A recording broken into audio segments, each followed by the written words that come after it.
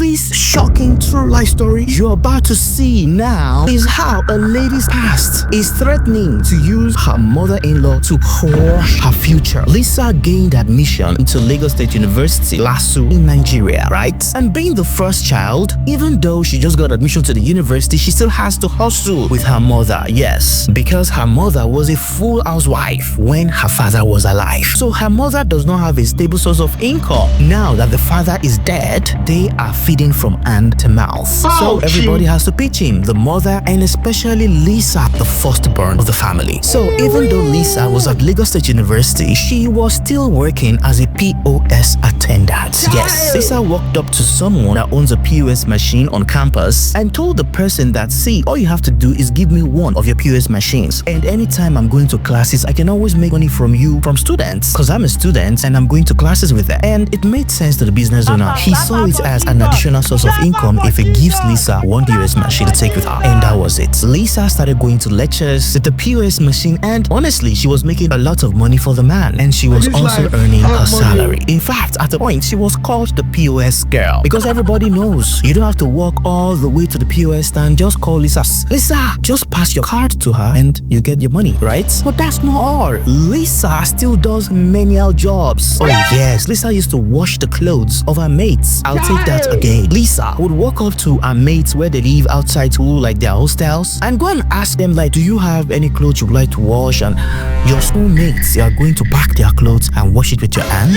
That takes a lot of humility. But Lisa had no choice. There was nobody to help. Her mother is struggling. Lisa has siblings. So whatever small money her mother was making wasn't going to be enough. So Lisa kind of had no choice but to do everything possible to make money. Anyway, there's this particular girl in Lisa's class. In fact, their matric number is next to each other. But then Lisa noticed that she doesn't see this girl in class. Like, not once like this will she see this lady in the lectures. But then the girl always comes to the test and exam. Just those two things. Lisa will see the girl during the exams. Like, yeah. But then after that, she doesn't see the girl again. Now, Lisa started getting curious that who is this girl? Because the rest of them, the teachers are very strict with their attendance. If you don't have 70% attendance, you will not write test. If you don't have 70% attendance, you will not write the exam as well.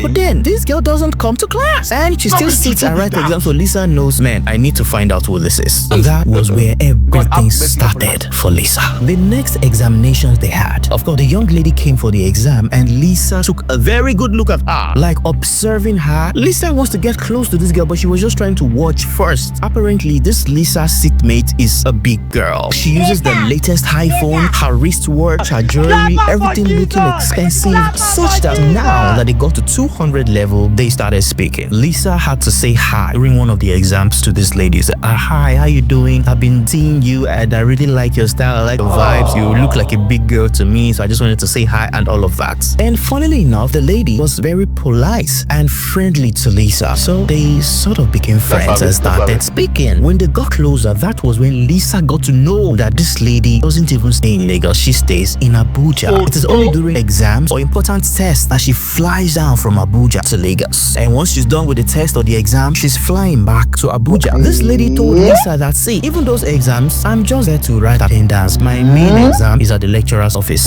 This lady apparently just said so she pays the lecturers. Without wasting time, Lisa knows he has to really become very good friend with this person, because this lady seems in control of her fate. She has money, or maybe her parents has money, whatever the case is, but Lisa wants this kind of freedom, this kind of control over her destiny. So there was a time this lady told Lisa that, okay, after exams, I'm going back to Abuja. Would you like to come? What? Lisa said, of course I want to come, but like, I have some jobs that I do and all of that. The lady said, oh, it's jobs to be doing POS or washing people's clothes. That's what you'll stay here for. You better come. Don't worry, I'll give you money. On hearing this, that was how Lisa decided to go. She packed her bags and for the first time, she got on a plane with this lady and went to Abuja. When Lisa got to Abuja, oh my goodness. When she got to this lady's apartment in Abuja, everywhere was shining. She was living like the Queen of Sheba. What? Gold everywhere, from the curtains to the furniture, everything was seeking luxury. So when they settled down, this Abuja lady was telling Lisa her story that, see, I'm an orphan, there's no mother, there's no father, I'm literally by myself. So I basically just need time to hustle, make money, and that's why I don't come to class, like, because I have to make money. And Lisa said, well, she shares a similar story, although she's not a total orphan, like she has her mother, right? Her mother is still alive, but the father, who is the breadwinner, he has passed on. So well, that first night they went out. Yeah, after settling down, this Abuja lady gave Lisa some of her clothes and some of her bags, and she was like, come on, let's go out, let's the town. And they went out. They had a lot of fun. It was very amazing. They went to an expensive restaurant. Lisa had lobster for the first time. When they came back from the event, they were both happy. It was a good mood. That was when the Abuja girl told Lisa that, see, I want to expose my secret to you. I want to teach you how I make all this money. Do you want to learn? Lisa, without hesitation, said yes, because Lisa is tired of that life. And that was when this lady told Lisa she's a call girl. She's a prostitute. But she doesn't stand by the roadside or just every Tom, Dick and Harry. She has a target audience, yes, and that is older men and lesbian women, because according to this Abuja girl, these are the people that pay the most, and she just focuses on that alone. So after Lisa has agreed, this Abuja girl also agreed to introduce Lisa to some clients. Of course, it's a business arrangement. Whatever Lisa is being paid, the Abuja girl takes a percentage, Lisa takes her percentage. And of course, Lisa, the POS girl, she agreed, because the way she sees this, her life is about to change. Before Lisa went back to Lagos, there was a deal. There was a call from a man, an older man. The man wants street socks. So this old man, the Abuja girl, and Lisa had a very intimate session. They had a threesome, and that was Lisa's starter session, right?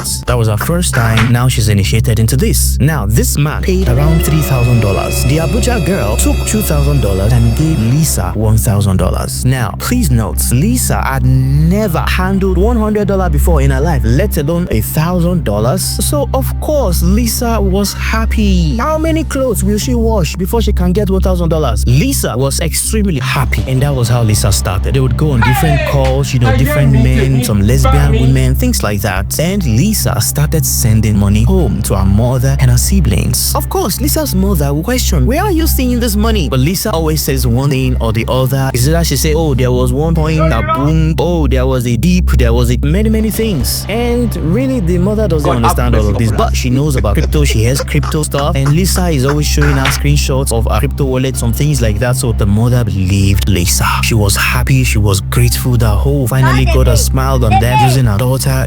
Within 1 year, Lisa was able to save a lot of money, because apart from going for the runs, Lisa was a very good listener to this man and the lesbian women, because a lot of time it was more like a free safe space for them. Yeah, so the men or the lesbian women always use the opportunity to vent what they're going through. Lisa always listened to them, and because she's a good listener, sometimes they tip her even more money, and sometimes she uses the opportunity to even just ask for money, like, oh, I'm doing this business, can you support me in any way? And because they like Lisa already, most of the time they actually do give her money. So again, Lisa was making a lot of money. This money got so much at a point, Lisa opened a very big supermarket, very big one, for her mother. And at this point, Lisa thought about it and made up her mind that she is not doing prostitution again. Number one, she has made a lot of money. Number two, she's been an escort for 2.5 years. Yeah, because now at the same LASU, the same Lagos State University, she is at 400 level. And finally, she has a boyfriend who just recently proposed to her. Lisa can't find a reason to continue being an escort girl. She has money now, and she has seen a future with a man that she loves. So this is the end of prostitution for Lisa. Well, or so she thought. When Lisa eventually told the Abuja girl that, oh, hello friend, I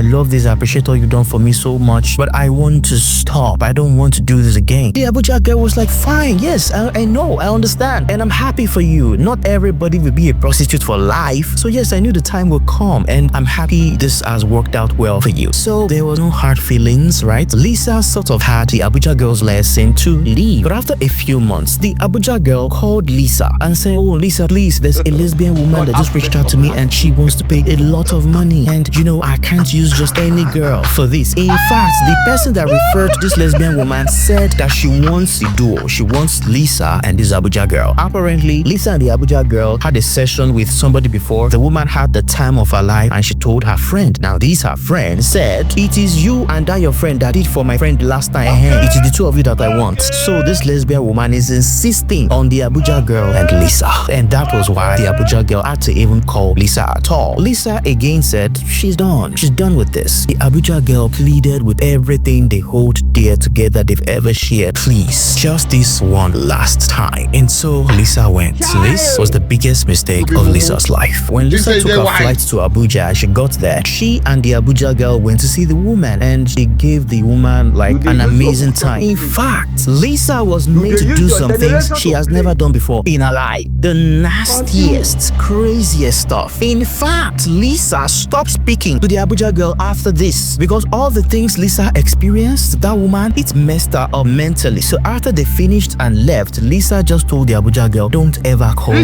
again. And that was the end. They parted ways. Lisa went back to Lagos. Only for Lisa to graduate from school, she and her boyfriend went to service. They are NYSC, and after they finished serving, the boyfriend who had proposed earlier decided to take Lisa home to his parents. And again, I kid you not, this is a true life story. By the way, if you want to share your story, please send your story to the email below. Thank you. When Lisa's boyfriend took her home, when they got to their house, Lisa realized her future mother-in-law was the woman they had the session with in Abuja. Yes, the last hookup session that Lisa had some weeks back. Of course, the mother-in-law acted like she's just seeing Lisa for the first time. She was like, oh, my son, what a beautiful girl. You really try. I love this lady, and all of that. And at the point, the mother-in-law was like, oh, guys, please, you men should speak. Don't disturb us. I want to go and have a woman-to-woman talk with my new daughter-in-law. Nobody should disturb us. And then the mother-in-law took Lisa upstairs. On their way to the bedroom upstairs, Lisa's heart was pounding out of her chest. Yes, she was afraid that the mother-in-law was going to tell the son not to marry her again. But only for them to get to the bedroom, and the mother-in-law was telling her how much she has missed her, how much the experience she had the last time was in her head. The mother-in-law right there, right then, begged Lisa to give her head. Yes, like to give her head, you get. And Lisa said, and I quote, that for close to an hour, she was giving the mother-in-law head upstairs. The boyfriend, who is the future husband, and the father-in-law, they were both downstairs while all of this was going on upstairs. Since that day, Lisa started avoiding the mother-in-law, right? Up until the day Lisa and her fiance got married. Even after the wedding, Lisa's mother-in-law keeps coming to their house, keep looking for her. And conveniently, when the husband has left for work, when it's only Lisa at home, the mother-in-law would come and have sex with Lisa. Everybody thinks they just have an amazing relationship. In fact, you would hear people say, wow, this is the kind of daughter to mother-in-law relationship. This is the way it should be. Look at how they are so close. Whereas people don't know the true nature of the intimacy between Lisa and the mother-in-law. Now, here is the problem. This lady said her husband is traveling out of the country for work, and he's traveling for the next 6 months. Lisa is confused right now because Lisa knows what is going to happen. In fact, the mother-in-law had already called her son that she wants to come over to their house, and she will pack a bag to come and keep her son's wife some company so that Lisa won't be alone. But Lisa knows the true nature of that visit. For the next 6 months, Lisa is confused right now. She's there in the comment section because she said she cannot even confess to her husband because her husband catching her cheating with another man, that is different. Catching her cheating with another woman, that is different as well. But how do you explain the husband catching her cheating with his mother? Like, what do you want him to do? Leave his mother or leave the wife, Lisa? That would be a crazy tough choice, and Lisa knows this. So she does not even have the courage to even confess to the husband. But then again, she's afraid of what will become of her for the next 6 months. She doesn't want this. She's there in the comment section saying, please, any advice? Because she told the husband that, no, don't let mommy come. Don't worry about it. I can take care of myself. Now the husband is getting angry, even getting suspicious at Lisa that, why do you want to be walking around up and down? Why don't you want my mother to keep you company? Whereas the son does not even know that it's the mother. Again, Lisa is there in the comment section saying, please, any advice, any opinion? What can she do?